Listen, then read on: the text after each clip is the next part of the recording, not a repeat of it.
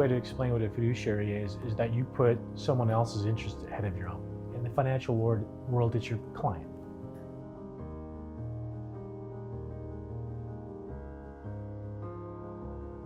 So what a fiduciary is in this business has become a really important topic over the last 5 years. You can't listen to financial ads on TV or the radio without hearing somebody spouting off that they're a fiduciary. Great, right? But I think being a fiduciary isn't going to make somebody automatically telling you they're a fiduciary. Doesn't mean they're going to be a fiduciary, right? They're just telling you that they're going to be a fiduciary. Great.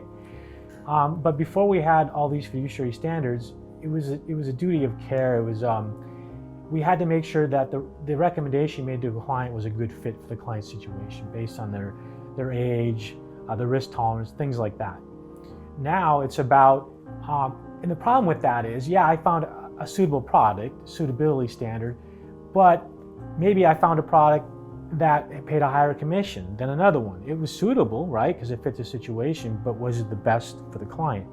So that's when we start talking about the fiduciary standard. We start talking about products that are the best for the client, and it doesn't matter what commission we make or what fee we make, it's what's best for the client. And that's why it's so important now when you talk to people to find out that they are held to a fiduciary standard and who's holding them to that standard, right? Who's policing it?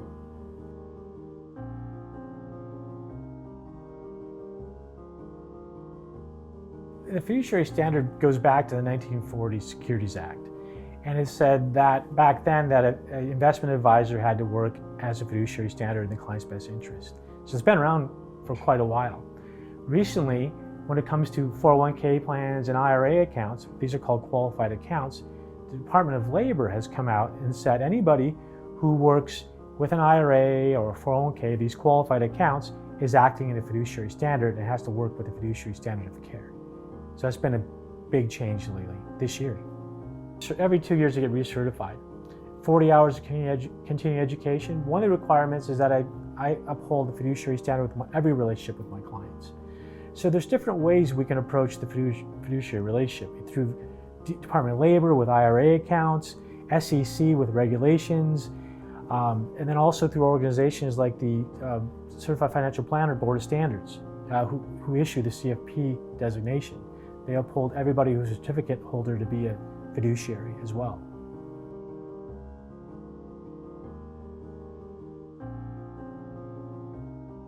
A registered investment advisor is the firm, right? So investment advisor representative is the person who represents that firm. So yeah, they both are fiduciary responsibilities. So what that means in this case, when I'm working with a client, if I'm charging a fee in an account, I'm doing planning services for a fee, I'm working in a fiduciary capacity, okay? Sometimes, though, however, if a client comes in and all they need is a money market and a brokerage account, well, it doesn't make sense to charge a fee in an account like that, right? So I'll open up, in that instance, I'll open up a regular commission-based brokerage account because, in my opinion, that's in the client's best interest. We're not planning on doing a bunch of trading, we're just holding a money market. So the licenses that I hold allow me the flexibility to do what's in the best interest of the client, not just, in a fiduciary type of account where there's a fee.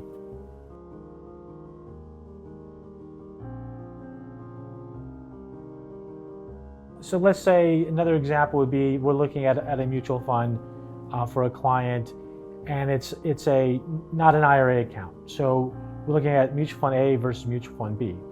Mutual fund A has lower expenses, has better performance over mutual fund B, but mutual fund B pays a higher commission. So if somebody isn't held to a fiduciary standard, they could potentially pick the one that pays a higher commission but doesn't do better for the client. So that's the problem, right? So that's why the suitability standard wasn't good enough. It still isn't good enough. And that's why the fiduciary standard would dictate, okay, I'm putting your interest ahead of my own, so I'm choosing the fund that has lower expenses, I get paid less, but has better performance, you're gonna do better. And that's why people should be seeking out fiduciary managers.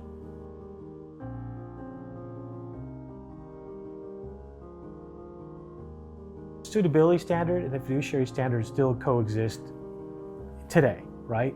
So if you have someone who's out there who is just traditional commission-based brokerage account, that would be a suitability standard. Questions that go around, what's the client's age, what's the risk tolerance, what are their goals? So those kind of things focus on suitability.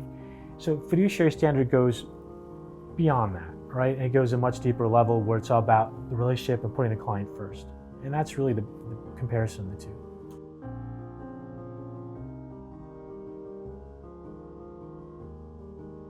You would think all financial advisors are created equal, that they all have college degree, there's this minimum level of education you have to have. There's not. In this industry, financial advisors are pretty much a catch-all. You can have somebody who has maybe simply an insurance license and they can do life insurance and annuities and they call themselves a financial advisor, financial planner. Whereas you could have somebody who has a securities license, an insurance license, being a certified financial planner, a certified public accountant, a certified investment management analyst, and they call themselves a financial advisor as well, but you can understand there's quite a big difference between the two. So that's really the misconception that people have about financial advisors, is that they're not all created equal.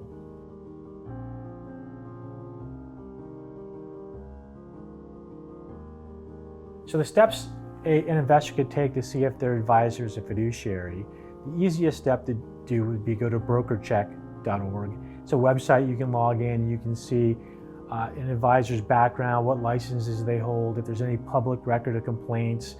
Very smart part of doing homework, go on that website and check it out. It would say they're an investment advisor right on there. So that's the easiest way to do it.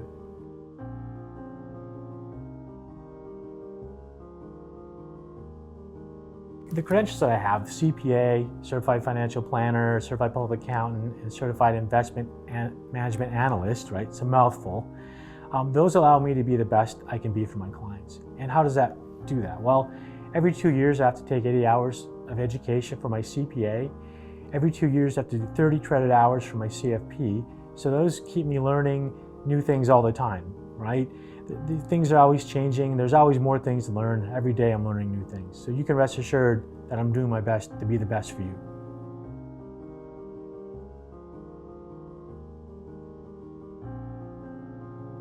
A key piece of advice for a fiduciary, working with a fiduciary, is that being a fiduciary, in my opinion, isn't enough, right? You have to look at their experience, their education, what kind of credentials they hold, and then, okay, they're a fiduciary as well, fantastic. So that's how you differentiate.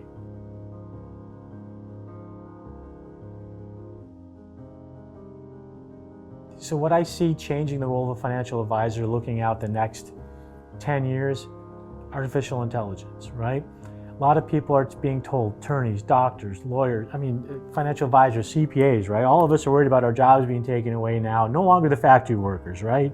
Now it's the white collar workers worrying about their jobs getting lost to AI. So I think the focus for the next 10 years is going to really gravitate towards the relationship.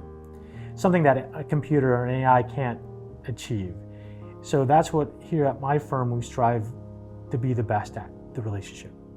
The human touch when I'm assessing how I can help a client, nothing gives me more motivation and joy than when I can come in and meet with a husband and wife, older client, husband's health is declining, he's handled the finances their whole lives, they're trying to find somebody that they can trust to take over for him. That's what I live for. I love, it gives me a great feeling to be able to come in and help that family have peace of mind and take that worry away. Best part of my job.